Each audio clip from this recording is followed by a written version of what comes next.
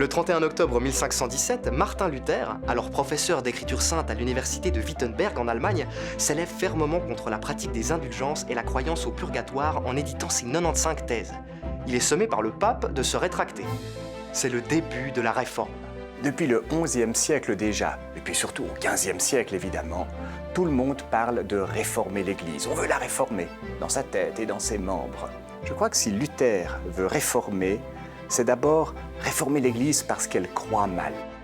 La Réforme change notre vision de Dieu. Dieu nous donne son amour, on ne doit plus le mériter. Un autre changement radical dans la Réforme est la valorisation des femmes. Les femmes doivent, comme les hommes, aller à l'école, apprendre à lire, puisque chaque chrétien, chaque chrétienne doit pouvoir rendre compte personnellement de sa foi et donc doit pouvoir lire l'Écriture sainte.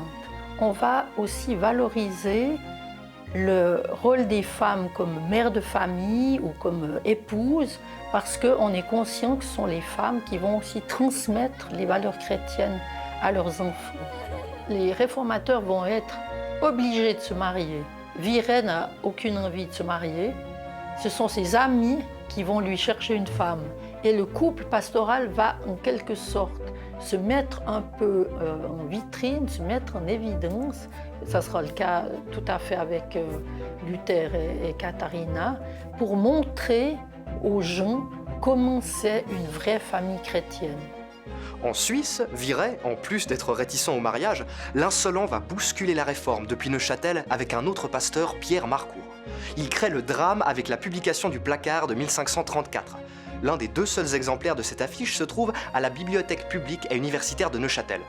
Allons-y. Le titre lui-même, article véritable sur les horribles, grands et importables, donc insupportables abus de la messe papale, on a une dénonciation à la fois très claire, précise, basée sur des arguments théologiques.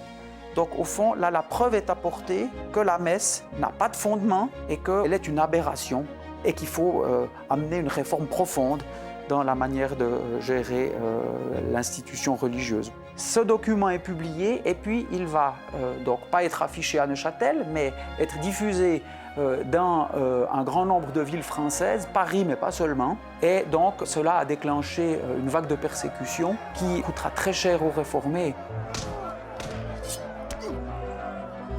Bon, d'accord, avec la Réforme, on change tout, on s'indigne, on proteste. Mais les résultats sur le monde moderne alors ?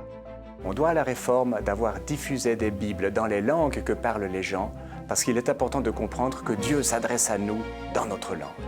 On doit à la Réforme aussi d'avoir donné à l'individu une valeur dans la société, dans le monde, face à Dieu. Il est responsable, et directement devant Dieu, sans intermédiaire. Cette responsabilité aura des incidences qui sont considérables. Responsabilité politique, parce que si le pouvoir me commande quelque chose qu'il n'a pas à commander, en matière de foi par exemple, je dois lui répondre qu'il outrepasse ses droits. Et cette responsabilité conférée à l'individu permettra plus tard de construire cet idéal démocratique sans lequel notre société ne serait pas ce qu'elle est. Si les réformateurs savaient qu'aujourd'hui encore on parle d'eux, peut-être qu'ils seraient secrètement fiers, mais surtout, je crois qu'ils seraient heureux de savoir qu'aujourd'hui encore on lit l'Évangile et qu'aujourd'hui encore on célèbre le Christ.